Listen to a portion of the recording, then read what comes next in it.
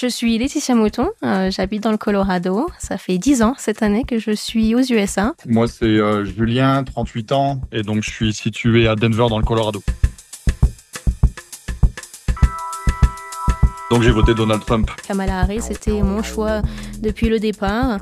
Non pas contre le Parti républicain de manière générale, mais c'est plus la personne qui représente le Parti républicain à l'heure actuelle. Voilà, je veux défendre mes droits de femme, et c'est vrai que c'est l'aspect des républicains qui me pose le plus de problèmes. Et le Parti républicain est pour la liberté, même si je vois beaucoup de choses contraires à ça, mais c'est justement un côté beaucoup plus libre. Et je trouve que ça colle beaucoup plus à l'identité de l'Amérique, le Parti républicain, plutôt que le démocrate. Quand je suis venu aux États-Unis, ça m'a vraiment choqué en fait, le fait qu'on pouvait être patriote, on pouvait être fier du pays, et en fait moi ça m'a plu ça. Moi c'est un côté de l'Amérique qui m'a beaucoup plu, où en fait on est beaucoup plus indépendant, où en fait on doit se débrouiller beaucoup plus tout seul, et moi j'ai beaucoup aimé ça en fait. J'aime beaucoup le capitalisme en fait, mais ensuite les lois proposées simplement sont bonnes. Juste sur les droits sociaux de la femme. En tant que femme, pour moi, c'est impensable de voter Trump. Un enfant de 8 ans qui transitionne. Pourquoi on a le droit de mettre des parents en prison parce qu'ils refusent que leurs enfants ils transitionnent, par exemple? C'est le genre de truc où en fait les démocrates ils ont tellement rien que en fait ils regardent sur des petits points qui leur plaisent pas et après ça devient des opinions.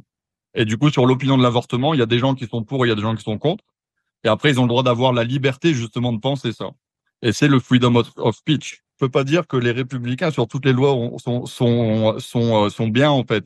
Tout comme les démocrates, ça reste de la politique en fait quand même. Et je suis pas politicien même moi-même. Je suis qu'un citoyen. Donc est-ce que je vais être d'accord avec tous les partis? Bien sûr que non. C'est une administration où on n'est pas basé sur la haine, la violence. On convainc pas la violence avec la violence. On éradique la violence aux racines. Comment je pourrais voter pour la fermeture des frontières alors que je suis moi-même immigrée? Moi, ça me paraît inconcevable. Je comprends tout à fait ces gens de pays en guerre qui veulent trouver une meilleure situation pour eux, leurs enfants. On ferait tous la même chose.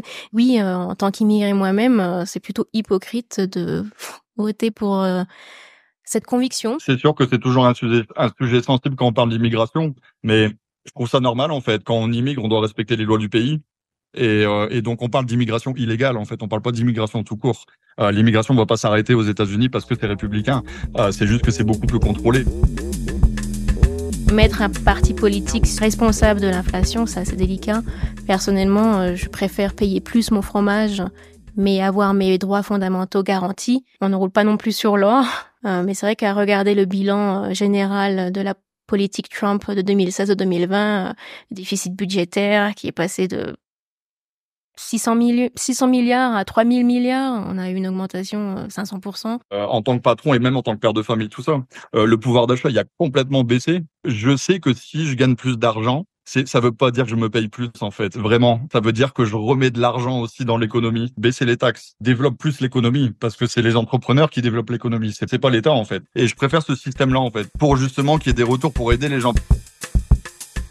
Mes priorités, c'est vraiment de pouvoir préserver ces terres fédérales qui sont protégées, ne pas les utiliser à des buts pétrolières, gazières, minières. Ça, c'est vraiment quelque chose d'important.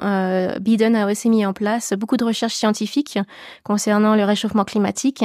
Ce qui est assez décevant, c'est que Trump veut tout annuler. Il en a rien à faire, clairement, de tous ces data, ces chiffres statistiques qui, quand même, parlent en eux-mêmes. Là, il n'y a pas d'opinion publique. C'est vraiment les chiffres qui nous donnent un avis concret. Les politiciens, ils veulent donner la voix à tout le monde, ils veulent écouter tout le monde. Et en fait, je trouve que c'est très, très, très hypocrite. Est-ce qu'on doit faire de l'écologie? Bah, bien sûr, c'est important de pas faire n'importe quoi. Mais en même temps, est-ce que c'est une priorité? Je suis pas convaincu. Mais vraiment pas. Moi, je suis plus pour construire et développer des choses, des nouvelles technologies qui font que justement on arrive à prendre soin en fait de notre terre, plutôt que en fait d'essayer de réduire et de ralentir un développement qui est en fait finalement tu peux pas arrêter l'humanité en fait. Ces organisations qui nous crient haut et fort depuis des décennies que la Terre va mal et on ne fait strictement rien pour notre propre intérêt personnel. Pourquoi avoir des enfants à l'heure actuelle? Ça fait vraiment peur.